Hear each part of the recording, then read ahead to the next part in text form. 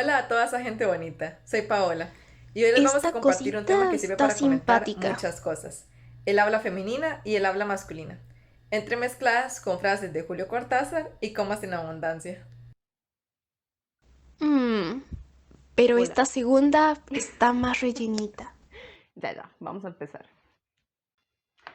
¿Cómo están, fieles espectadores y nuevos suscriptores? Nuestro video de hoy va a abordar esas diferencias en tres aspectos: fisiología humana, propiedades del sistema gramatical e interacciones comunicativas.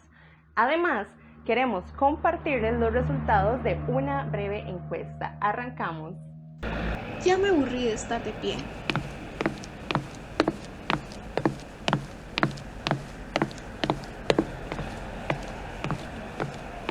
En el video que dedicamos a la variación lingüística, cuyo enlace dejamos abajo en la descripción para que lo repasen, hablamos de la variación intralingüística en tres aspectos: la variación geográfica, la variación social y la variación por registro. Dentro de la variación social mencionamos la variable sociolingüística, la que caracterizamos como una variable lingüística que se correlaciona con una variable social, pero resulta que el término variable social es muy amplio y puede abarcar muchas cosas. Una variable social muy común en los estudios sociolingüísticos es la estratificación socioeconómica, es decir, la clasificación del cuerpo social según sus ingresos.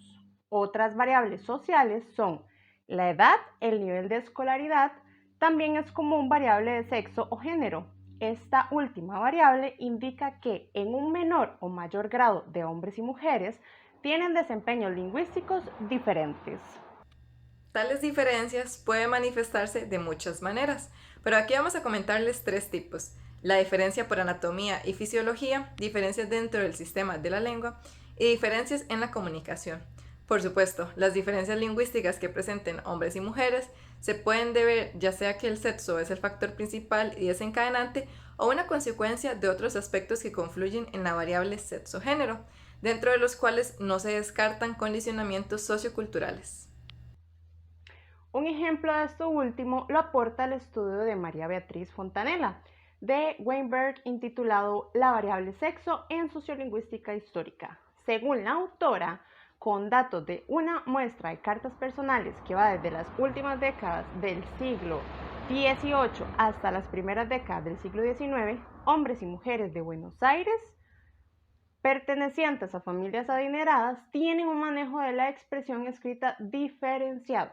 Los hombres manejan mejor la norma culta escrita, mientras que las habilidades ortográficas de las mujeres son peores, por lo que en las cartas se exhiben más errores. Esto, por supuesto, no es consecuencia de ser hombre o mujer en sí, sino que la causa de eso es otra. La educación femenina de la época era básica. Mientras que los hombres podían acceder a estudios superiores, a la mujer no se le pedía cerebro, sino que fuera bonita y encantadora. Argentina, siglo XIX. Argentina, siglo XIX. ¡Ah! Los Cane Varela. Viejos secos. Una escena decepcionante. En relación con el criterio anatómico-fisiológico, una diferencia de habla entre hombres y mujeres es incontrovertible: la diferencia en el timbre de la voz. En promedio, la voz femenina es más aguda y la masculina es más grave, por las diferencias de tamaño y grosor en las cuerdas vocales, más delgadas para las mujeres y más gruesas para los hombres. Decimos en promedio porque hay casos individuales en la que una mujer específica puede tener un timbre más grave y un hombre específico un timbre más agudo.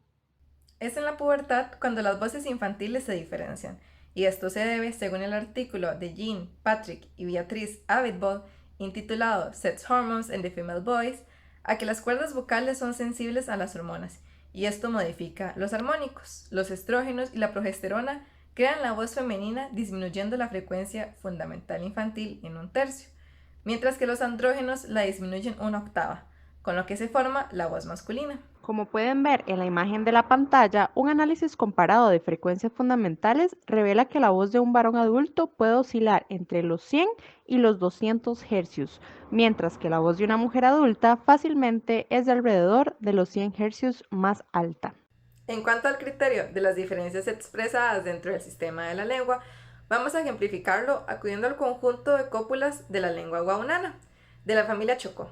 En el guaunana existe un conjunto de raíces copulares algo complejo, puesto que, según la descripción de Micaela Sánchez y Olga Castro de 1977, se entrecruzan tres dimensiones: el género gramatical, el número y si el referente es humano o no. En el cuadro de la pantalla presentamos la siguiente información. En los casos de la primera y segunda personas singulares, la raíz copular masculina es chirum y la raíz copular femenina es hu. En otras palabras, si el hablante o el interlocutor son hombres, se usa la raíz masculina, y si el hablante o interlocutora son mujeres, entonces se usará la raíz femenina. Pero cuando cambiamos de singular a plural, solo existe una raíz copular que neutraliza tal distinción. En los ejemplos ofrecidos pueden ver las diferencias. En el número 1 el hablante es un hombre, en el número 2 la hablante es una mujer y en los ejemplos 3A y 3B podemos observar que una misma frase puede diferenciarse según el sexo del interlocutor. Esta morfología copular contrasta con la morfología nominal, puesto que en guaunana no hay marcación de género gramatical. Otro caso muy bonito nos lo ofrece Silvia Corbalán en su libro Sociolingüística y Pragmática del Español. La autora comenta que en la lengua chiquito de Bolivia, los términos de parentesco se organizan según el sexo del hablante. Como pueden observar, la mujer se referirá a su hermano, padre y madre como respectivamente Ichibausi, Ishupu e Ipapa. El hablante varón usará Tatsruki, Ihai e Ipaki. En lo que corresponde al ámbito de la comunicación entre hombres y mujeres, se habla de que existe un estilo de conversación masculino y uno femenino. Jennifer Coates, en su libro Mujeres, Hombres y Lenguaje, explica que el estilo conversacional masculino tiende a ser competitivo, con turnos de habla fijos, presencia de monólogos largos y escasez de traslapes entre turnos. Por el contrario, una conversación entre mujeres suele ser más cooperativa y empática. Los traslapes entre turnos de conversación buscan reforzar lo dicho entre ellas y las preguntas tienen el propósito de invitar a otras a integrarse. En el caso de conversaciones en grupos mixtos, apunta Coates, otros investigadores han aportado evidencia de que si bien la conversación puede ser igualitaria en algún momento y para ciertos temas, los hombres suelen acaparar los turnos de habla y las mujeres disminuyen su participación, lo cual echa por tierra la idea de que las mujeres son hablantinas. Por otro lado, existe la idea popular de que los hombres se apegan menos al lenguaje formal, por lo que tienen permiso para usar más palabrotas, mientras que las mujeres se cuidan más en su lenguaje y hasta se les puede endilgar frases como ¡ay, qué divino! Y un mayor uso de diminutivos. Incluso dentro de los círculos académicos persistió la idea de que el habla masculina es innovadora y la femenina es más conservadora. Sobre esto último, Francisco Moreno, en su libro Principios de Sociolingüística y Sociología del Lenguaje, aclara que las mujeres suelen ser más proclives a seguir las formas más prestigiosas y que los hombres se decantan más por las formas vernaculares. Como si tuviera importancia. Todos pelan los ojotes cuando ven mi sonrisa. Al decir de María José Serrano, la variable sexo-género es muy compleja y en lugar de predeterminar constructos teóricos, muchas veces ideologizados, que separan hablas masculinas y femeninas, lo mejor sería abordar el estudio desde las interacciones concretas que se crean en las conversaciones.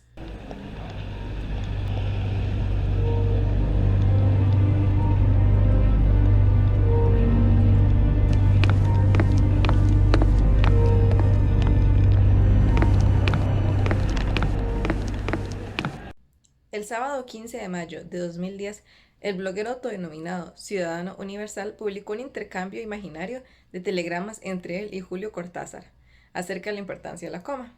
Ese mismo día, en un comentario, el bloguero aclara que la cita original de Cortázar es la siguiente. Lea y analice la siguiente frase. Si el hombre supiera realmente el valor que tiene la mujer, andaría en cuatro patas en su búsqueda. Si usted es mujer, con toda seguridad colocaría la coma después de la palabra mujer. Si usted es hombre, con toda seguridad colocaría la coma después de la palabra tiene. Está arreglando este micrófono. En un comentario del 7 de noviembre de 2012, 2 años después, el bloguero aclara que atribuir fidedignamente esa cita a Julio Cortázar es difícil, pero que de todas maneras no importa, porque quien la escribió hizo un gran trabajo. El asunto con la frase del caso radica en 2 puntos. Primero, la carencia del signo ortográfico de la coma provoca una indeterminación semántica intencional. Y segundo, esa indeterminación la debe resolver la interpretación del lector, cuyo efecto natural es colocar la coma en el lugar correspondiente. Desde el punto de vista sintáctico, la oración es una estructura compuesta de una prótesis condicional inicial que alberga una subordinada adjetiva, que tiene, y la apódosis al final. Naturalmente, si la prótesis antecede a la apódosis, debe colocarse una coma para marcar el límite entre ambas. Como se ve en la oración 4a, si la coma se coloca en tiene, el sujeto tácito de tiene es hombre.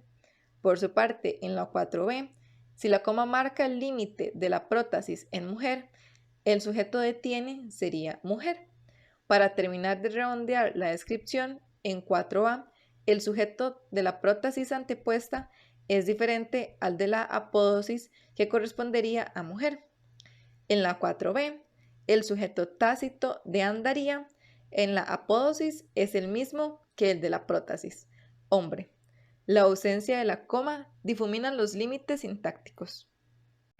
Ese es el poder de la coma al que se refiere la publicación de Ciudadano Universal.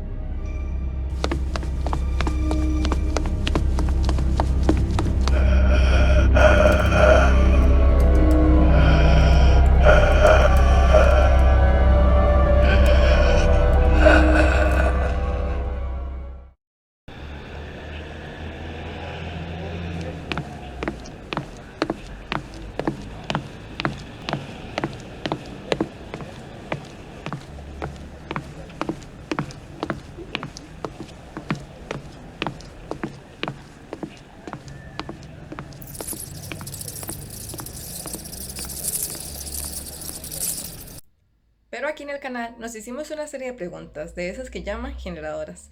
De ser cierto que el material original es de Julio Cortázar, ¿el escritor tenía razón? ¿Estamos ante una variable sociográfica? Si Cortázar tenía razón en su época, ¿sus afirmaciones son válidas hoy en día? Así que pedimos colaboración al grupo de la práctica supervisada del Bachillerato en Literatura y Lingüística con énfasis en español de la Universidad Nacional de Costa Rica, quienes ayudaron con la aplicación de una pequeña encuesta y con el análisis de los datos obtenidos. Como pueden ver en la pantalla, la encuesta consistió en llenar un pequeño formulario con algunos datos básicos: lugar de residencia, edad y sexo. A continuación, se le pedía a la persona que leyera atentamente las oraciones que le ofrecían y que pusieran las comas correspondientes. La primera oración era la de Cortázar y la segunda oración era una oración de control con las mismas propiedades sintácticas que la primera, pero toca un tema más neutral. Tal formulario fue llenado por 70 personas divididas por igual entre hombres y mujeres. Una vez tabuladas las respuestas, nos dimos cuenta que las variables de edad y lugar de residencia no arrojaron correlaciones apreciables, por lo que fueron desechadas. Sin embargo, un caso particular de edad fue tomado en cuenta posteriormente. Los resultados correspondientes a la oración de Cortázar fueron muy interesantes. En primer lugar, tiene y mujer no fueron las únicas palabras donde los encuestados colocaron comas. En la tabla resumen de la pantalla se aprecia que otras palabras fueron andaría y hombre. Evidentemente, estos dos últimos casos se consideran faltas de puntuación. En segundo lugar, 59 personas de 70, 25 hombres y 34 mujeres, colocaron la coma después de mujer, mientras que hubo 8 hombres y una mujer de 50 años que colocaron la coma después de tiene, para un total de 9 respuestas. No sabemos cuáles hubieran sido las respuestas en los tiempos de Julio Cortázar, pero la pregunta de que si la afirmación del autor hubiera sido válida hoy, la respuesta sería muy poco probable. No afirmamos rotundamente que no, porque hay 8 hombres que sí lo hicieron, y la única mujer es un contraejemplo.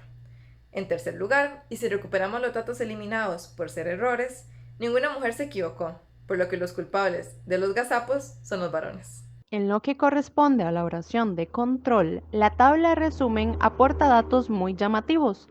Algo muy evidente es que la cantidad de palabras con comas aumenta, algo que no esperábamos. Las comas en pacientemente, Camila y pollo se consideran, al igual que en la primera oración, errores. La cantidad de errores aumenta y las mujeres se equivocan, algo más que los hombres. Contrariamente a lo que muchos pensarían, la doble coma en mamá, pollo, no es un error, sino la interpretación de la subordinada adjetiva como una subordinada explicativa, no restrictiva. Solo recuerden que las adjetivas explicativas se marcan con comas, mientras que las restrictivas no.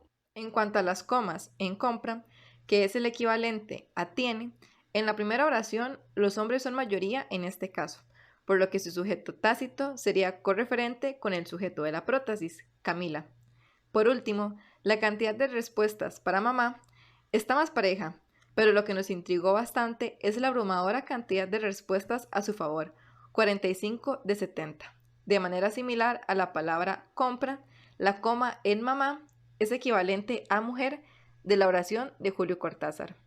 Después de rascarnos un poco la cabeza y tomando en cuenta que mujer y mamá están en los mismos límites sintácticos posibles, la conclusión a la que llegamos es la siguiente. En el fondo existe una estructura oracional preferida, la cual consiste en dejar un sujeto tácito en la apódosis, cuyo referente sea el sujeto expreso en la prótesis antepuesta. Esa es una relación anafórica muy común, que es válida para otras configuraciones sintácticas, como Camila compró el pollo, pero lo guardó en la refri. De esta manera, entendemos que detrás de una coma no solamente están los hombres y las mujeres, y sus maneras de pensar y relacionarse, sino preferencias sintácticas y estructura de la información que no pueden ser negadas. La frase de Julio Cortázar es un ejemplo de que pueden coincidir todos esos aspectos y la oración de control ejemplifica que pueden funcionar independientemente. Lamentablemente no podemos hablar por ahora de una variable sociográfica, pero por supuesto que este tema nos deja más preguntas. Una de ellas es, ¿existen diferencias de habla entre miembros de la comunidad LGTB+? Esperamos que les haya gustado la explicación del tema de hoy. Dejen sus preguntas y aportes en la caja de comentarios. Abajo encontrarán algunas referencias bibliográficas por si quieren informarse más y también hay enlaces a otros recursos. Nos pueden encontrar también en nuestras redes sociales, el enlace está en la descripción. Hasta la próxima y recuerden que el lenguaje vivo está en la calle. Nos vemos.